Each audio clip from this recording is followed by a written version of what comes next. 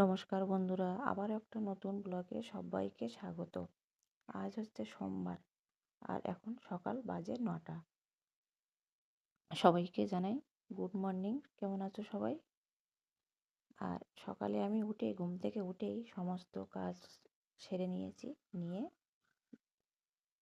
এখানে আমি চা আর মুড়ি নিয়ে বসে পড়েছি। লিকার চাই বানিয়েছি, একটু আদা চা বানিয়েছি, কারণ ঠান্ডার সময় তো একটু লিকার চা আদা চা খেতে খুবই ভালো লাগে। আমার আমার তো ভালো লাগে।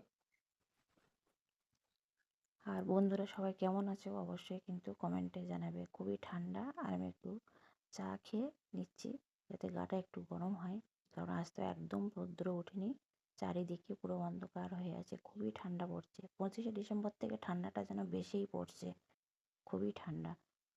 যাই হোক, চলো আমি আজ কী কী রান্না করছি তোমাদের সাথে শেয়ার করি। এই ডিসেম্বর মাস, জানুয়ারি মাসে তো সবজির অভাব নেই। আজ তো ঠান্ডাই আছে বেশ ভালো, তাই আমি ভাবলাম যে একটু খিচুড়ি বানাই।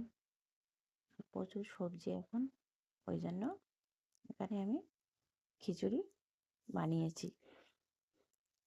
খিচুড়িটা হতে থাকুক, আর এদিকে দেখো আমি তরকারিটা আগেই বানিয়ে নিয়েছি। এখানে বানিয়েছি ডিম আলু কষা।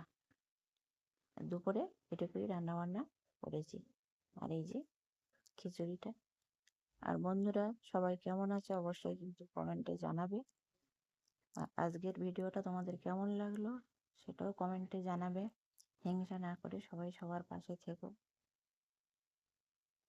আজ দুপুরে এটুকুই রান্নাবান্না হয়েছে। বন্ধুরা তোমরা কে কী রান্না করলে অবশ্যই কমেন্টে জানাবে। সবাই ভালো থাকবে, সুস্থ থাকবে। আবার দেখা হচ্ছে অন্য ভিডিওতে। আর এই ভিডিওটা কেমন লাগলো তোমাদের অবশ্যই কিন্তু কমেন্টে জানাবে। সবাই ভালো থাকবে। ধন্যবাদ সবাইকে।